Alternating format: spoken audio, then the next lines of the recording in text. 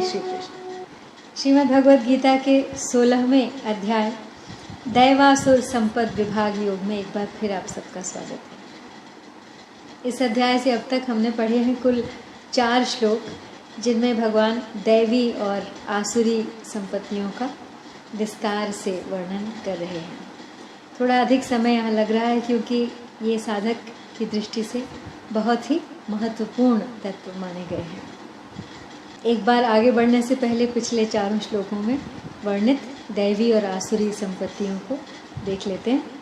तो भगवान कहते हैं, भयहीनता, दम सत्व की संशुद्धि, दृढ़ता ज्ञान की, तन मन सरलता, यज्ञ तप स्वाध्याय, सात्विक दान भी, मृदुता अहिंसा सत्य करुणा शांति, क्रोध विहीनता, लज्जा अचंचलता, अनिद्रा त्याग तृष्णाहीनता, धृति तेज पावनता, क्षमा अद्रोह मान विहीनता, ये चिन्ह उनके पार्थ जिनको प्राप्त दैवी संपदा।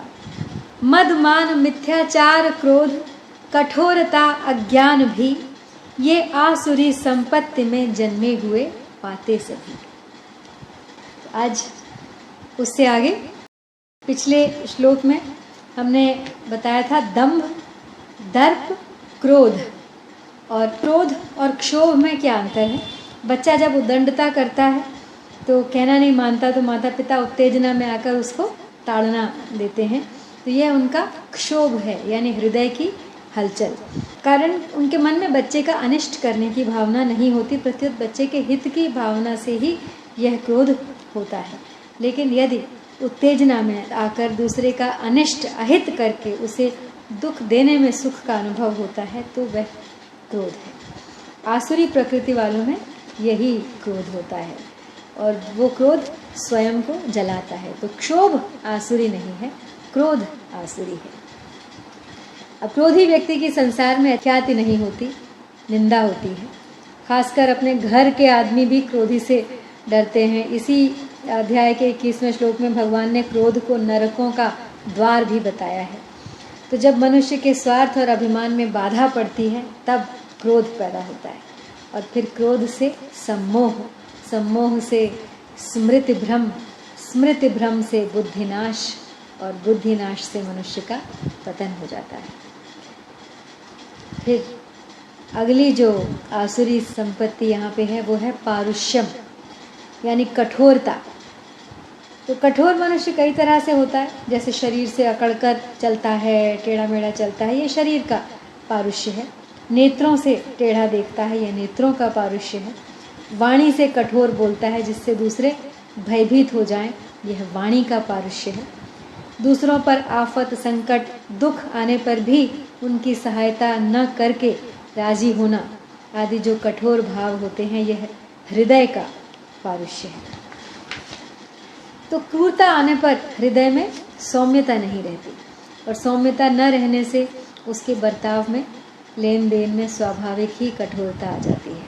इसलिए वह दूसरों से रुपए ऐंठने, दूसरों को दुख देने आदि में लगा रहता है और इसके परिणाम में मुझे सुख होगा या दुख, इसका भी वह विचार नहीं करता। अगली थी अज्ञानम, यानी अज्ञान यानी अविवेक। तो अविवेकी पुरुषों को सत असत, सार असार, कर्तव्य अकर्तव्य किसी चीज़ का बोध नहीं होता, इसमें भी फर्क नहीं कर पाते। कारण कि उनकी दृष्टि नाशवान पदार्थों के भोग और संग्रह पर ही लगी रहती है। इसलिए परिणाम पर दृष्टि न रहने से वे यह सोच ही नहीं सकते कि ये नाशवान पदार्थ कब तक हमारे साथ रहेंगे और कब तक हम इनके साथ रहेंगे। पशुओं की तरह केवल प्राण पोषण में ही लगे रहते हैं और क्या कर्तव्य है क्या अकर्तव्य है इसका भी उन्हें कोई भास नहीं होता। वे तात्कालिक संयोग जन्य सुख को ही सुख मानते हैं। तो फिर भी उनको ये चेत नहीं होता कि इसका हमारे लिए क्या नतीजा होगा। वे मान बढ़ाई, सुख, आराम, धन संपत्ति के प्रलोभन में न करने लायक काम को करते हैं और करने लायक कामों को छोड़ देते हैं। तो अभिजातस्य पार्थ संपदम आसुरी, यानी हे पार्थ, ये सब आसुरी संपत्ति को प्राप्त हुए मनुष्यों के लक्षण हैं। मरण धर्मा शरीर के साथ एकता मानकर मैं कभी मरूं नहीं, सदा जीता रहूं, सुख भोगता रहूं, ऐसी इच्छा वाले मनुष्य के अंतःकरण में ये लक्षण होते हैं। अब भगवान दैवी और आसुरी दोनों प्रकार की संपत्तियों का फल बताते हैं अगले श्लोक में। दैवी संपद विमोक्षाय निबंधाय आसुरी मता मा शुचः संपदं दैवीम् अभिजातो असि पांडव। यानी दैवी संपत्ति मुक्ति के लिए और आसुरी संपत्ति बंधन के लिए मानी गई है। तो हे पांडव, तुम दैवी संपत्ति को प्राप्त हुए हो, इसलिए तुम शोक या चिंता मत करो। दैवी संपद विमोक्षाय मतलब मेरे को भगवान की ही तरफ चलना है, यह भाव साधक में जितना स्पष्ट रूप से आ जाता है उतना ही वह भगवान के सम्मुख हो जाता है। और भगवान के सम्मुख होने से उसमें संसार से विमुखता आ जाती है। जीव के एक ओर भगवान है और एक ओर संसार है। तो जब वह भगवान की ओर चलता है तब उसमें दैवी संपत्ति आ जाती है, और जब वह संसार की ओर चलता है तो उसमें आसुरी संपत्ति आ जाती है। दैवी संपत्ति में आस्तिक भाव रहता है और आसुरी संपत्ति में नास्तिक भाव रहता है। यद्यपि मुक्ति के सभी साधन कर्म योग, ज्ञान योग, ध्यान योग आदि दैवी संपत्ति के अंतर्गत आ जाते हैं, तथापि दैवी संपत्ति में मुख्यतः भक्ति ही है।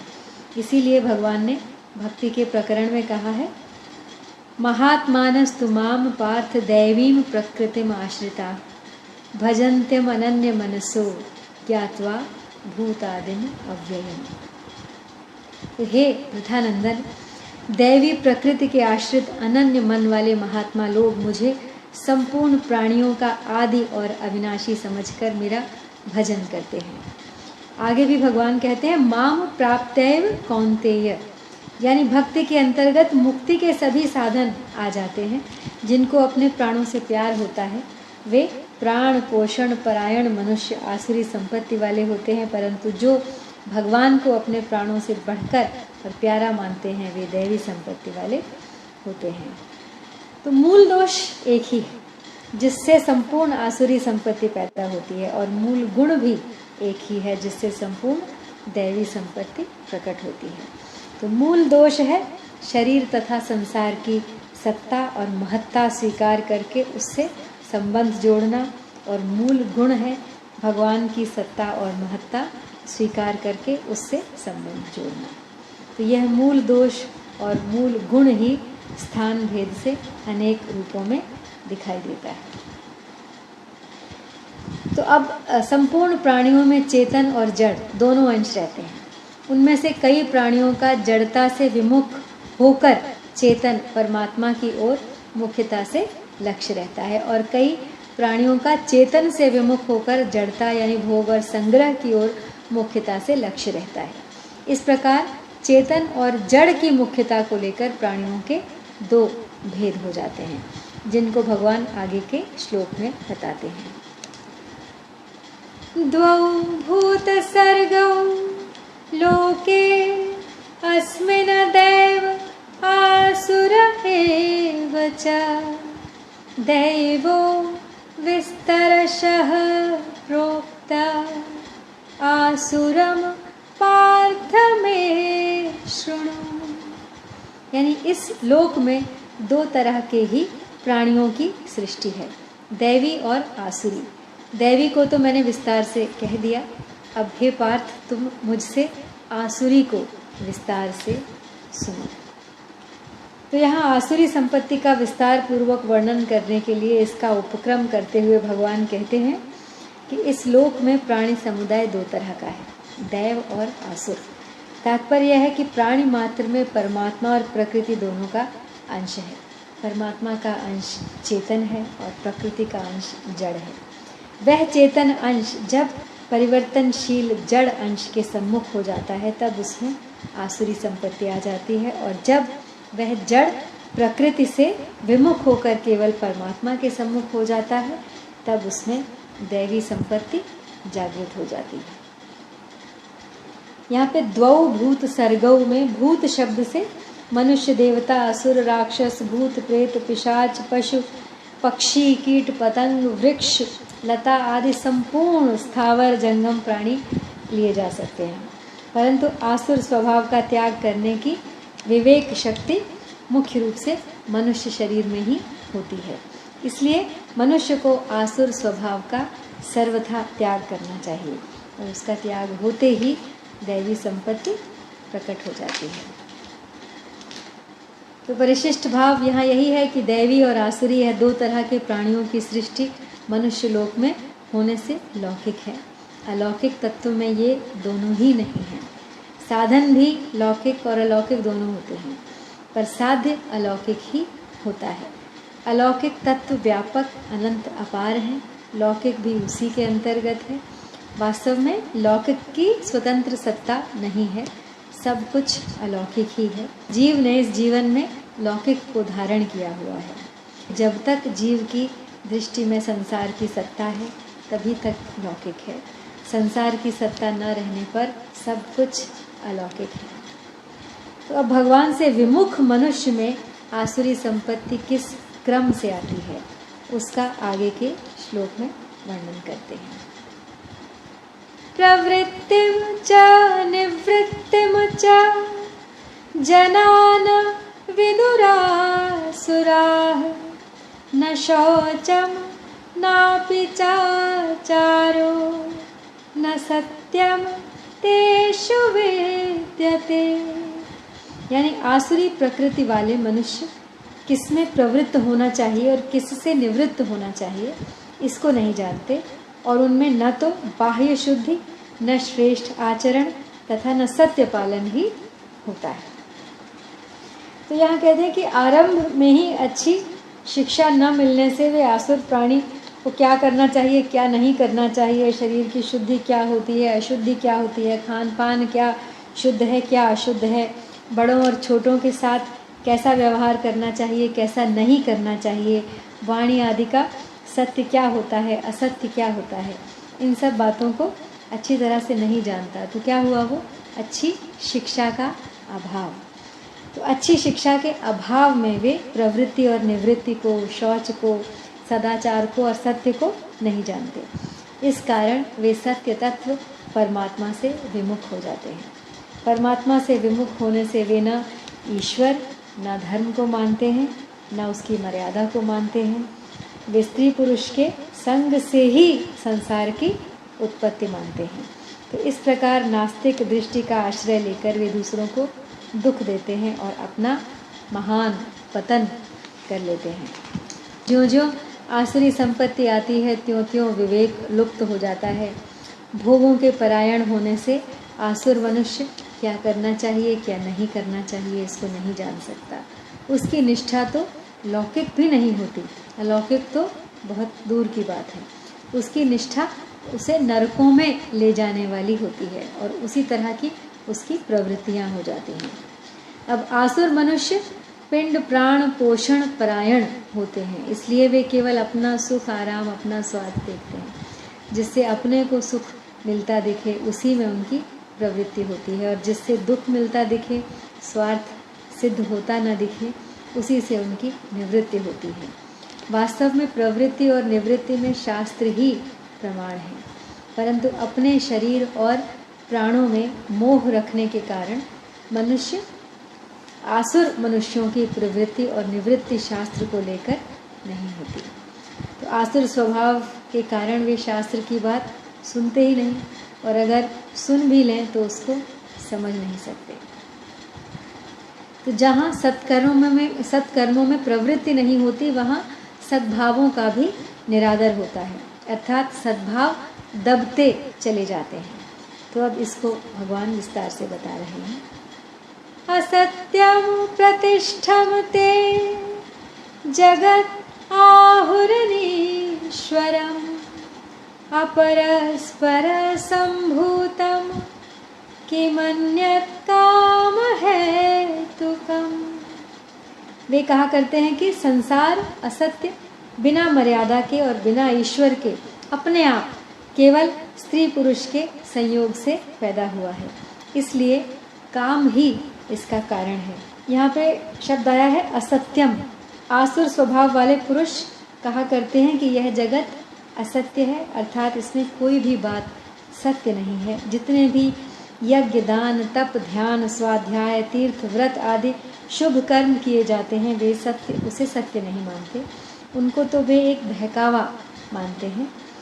अप्रतिष्ठम ते जगदाहुर्नीश्वरम, यानी संसार में आस्तिक पुरुषों की धर्म, ईश्वर, परलोक, पुनर्जन्म आदि में श्रद्धा होती है, परंतु वे आसुर मनुष्य धर्म, ईश्वर आदि में श्रद्धा नहीं रखते। अतः वे ऐसा मानते हैं कि इस संसार में धर्म, अधर्म, पुण्य, पाप आदि की कोई प्रतिष्ठा, मर्यादा नहीं है। इस जगत को वे बिना मालिक का कहते हैं, अर्थात इस जगत को रचने वाला, इसका शासन करने वाला, यहाँ पर किए हुए पाप पुण्यों का फल भुगताने वाला कोई नहीं है, कोई ईश्वर नहीं है। तो वे कहते हैं कि स्त्री को पुरुष की और पुरुष को स्त्री की कामना हो गई, अतः उन दोनों के परस्पर संयोग से यह संसार पैदा हो गया। इसलिए काम ही इस संसार का हेतु है। इसके लिए ईश्वर, प्रारब्ध आदि किसी की कोई आवश्यकता नहीं। तो ईश्वर आदि को इसमें कारण मानना ढकोसला है, केवल दुनिया को बहकाना है, वे ऐसा मानते हैं। तो जहाँ सद्भाव लुप्त हो जाता है वहाँ सद्विचार काम नहीं करता, अर्थात सद्विचार प्रकट ही नहीं होता। अब इसको आगे के श्लोक में भगवान बताते हैं। एताम दृष्टिम अवष्टभ्य नष्टात्मानो अल्पबुद्धयः प्रभवन्त्युग्र कर्माणः क्षयाय जगतो हिताः। यानी इस पूर्वोक्त नास्तिक दृष्टि का आश्रय लेने वाले जो मनुष्य अपने नित्य स्वरूप को नहीं मानते, जिनकी बुद्धि तुच्छ है, जो उग्र कर्म करने वाले और संसार के शत्रु हैं, उन मनुष्यों की सामर्थ्य का उपयोग जगत का नाश करने के लिए ही होता है। एताम दृष्टिम वष्टभ्य, यानी न कोई कर्तव्य अकर्तव्य है, न शौचाचार सदाचार है, न ईश्वर है, न प्रारब्ध है, न पाप पुण्य है, न परलोक, न किए हुए कर्मों का कोई दंड विधान है। ऐसी नास्तिक दृष्टि का आश्रय लेकर वे चलते हैं। नष्टात्मानः, यानी आत्मा कोई चेतन तत्व है, आत्मा की कोई सत्ता है, इस बात को वे मानते ही नहीं। वे तो इस बात को मानते हैं कि जैसे कत्था और चूना मिलने से एक लाली पैदा हो जाती है, ऐसे ही भौतिक तत्वों के मिलने से एक चेतना पैदा हो जाती है, और वह चेतन कोई अलग चीज़ है, यह बात नहीं है। उनकी दृष्टि में जड़ ही मुख्य होता है, इसलिए वे चेतन तत्व से बिल्कुल ही विमुख रहते हैं। चेतन तत्व यानी आत्मा से विमुख होने से उनका पतन हो जाता है। फिर है अल्प बुद्धय, यानी उनमें जो विवेक विचार होता है वह अत्यंत ही अल्प तुच्छ होता है। उनकी दृष्टि केवल दृश्य पदार्थों पर अवलंबित रहती है कि कमाओ, खाओ, पियो, मौज करो, आगे भविष्य में क्या होगा, परलोक में क्या होगा, ये बातें उनकी बुद्धि में नहीं आती। तो यहाँ अल्प बुद्धि का यह अर्थ नहीं है कि हर एक काम में उनकी बुद्धि काम नहीं करती। सत्य तत्व क्या है, धर्म क्या है, अधर्म क्या है, सदाचार दुराचार क्या है और उसका परिणाम क्या होता है, इस विषय में उनकी बुद्धि काम नहीं करती। परंतु धन आदि वस्तुओं के संग्रह में उनकी बुद्धि बहुत तेज होती है। तात्पर्य यह है कि परमार्थिक उन्नति के विषय में उनकी बुद्धि तुच्छ होती है और सांसारिक भोगों में फंसने के लिए उनकी बुद्धि बड़ी तेज होती है। अब उग्र कर्माणः, यानी वे किसी से डरते ही नहीं। यदि डरेंगे तो चोर डाकू या किसी राजकीय अधिकारी से, ईश्वर से, परलोक से, मर्यादा से वे नहीं डरते। ईश्वर और परलोक का भय न होने से उनके द्वारा दूसरों की हत्या आदि बड़े भयानक कर्म भी हो जाते हैं। फिर है अहिता, यहाँ पे ईश्वर से भय के बजाय ईश्वर से प्रेम भी हो सकता है, लेकिन उन्हें ईश्वर का भी कोई आदर ही नहीं है, प्रेम ही नहीं है, ईश्वर के प्रति कोई श्रद्धा भाव ही नहीं है। अहिता यानी उनका स्वभाव खराब होने से वे दूसरों का अहित या नुकसान करने में लगे रहते हैं और उसी में सुख प्राप्त करते हैं। तो जगतः क्षयाय प्रभवन्ति, उनके पास जो शक्ति है, ऐश्वर्य है, सामर्थ्य है, पद है, अधिकार है, वह सब का सब दूसरों का नाश करने में ही लगता है और दूसरों का नाश ही उनका उद्देश्य होता है। जैसे शेर दूसरे पशुओं को मारकर खाता है, दूसरे के दुख की परवाह नहीं करता, वैसे ही राजकीय स्वार्थी अफसर जैसे 10, 50, 100, 1000 रुपयों के लिए सरकारी नुकसान कर देते हैं। अपना स्वार्थ पूरा करने के लिए दूसरों का चाहे कितना भी नुकसान हो जाए उसकी वे परवाह नहीं करते। तो ऐसे लोग आसुर स्वभाव वाले पशु पक्षियों को मार कर खा जाते हैं और अपने थोड़े से सुख के लिए दूसरों को कितना दुख हुआ इसे वे ज़रा भी नहीं सोचते। तो जहाँ सत्कर्म, सद्भाव और सद्विचार का निरादर हो जाता है, वहाँ मनुष्य कामनाओं का आश्रय लेकर क्या करता है, इसको अब आगे के श्लोक में बताते हैं। काममाश्रित्य दुष्पूरं दम्भमानम् अदान्विताः मोहात् गृहीत्वा सद्ग्राहान् प्रवर्तन्ते अशुचिव्रताः। यानी कभी पूरी न होने वाली कामनाओं का आश्रय लेकर दंभ, अभिमान और मद में चूर रहने वाले तथा अपवित्र व्रत धारण करने वाले मनुष्य मोह के कारण दुराग्रहों को धारण करके संसार में विचरते रहते हैं। यानी वे आसुरी प्रकृति वाले कभी भी पूरी न होने वाली कामनाओं का आश्रय लेते हैं। अब उन कामनाओं की पूर्ति तो कभी हो ही नहीं सकती, तो वे दंभ, मान और मद से युक्त रहते हैं। वे उनकी कामना पूर्ति के बल हैं। तो जहाँ जिनके सामने जैसा बनने से अपना मतलब सिद्ध होता है, अर्थात धन, मान, बड़ाई, पूजा, प्रतिष्ठा, आदर, सत्कार, वाह वाह आदि मिलते हों, तो वहाँ उनके सामने वैसा ही अपने को दिखाना दंभ है और उसी से वे अपना उल्लू सीधा कर लेते हैं, अपनी कामनाओं को पूरा करने के लिए निरंतर लगे रहते हैं। तो हमारे पास इतनी विद्या, बुद्धि, योग्यता आदि है, इस बात का नशा उन्हें हो जाता है, इसको मद कहा गया है। तो वे सदा दंभ, मद, मान में सने हुए रहते हैं और इन्हीं के द्वारा अपनी इच्छाओं को, अकर्तव्यों को करते रहते हैं। अशुचि व्रता, उनके व्रत नियम बड़े अपवित्र होते हैं।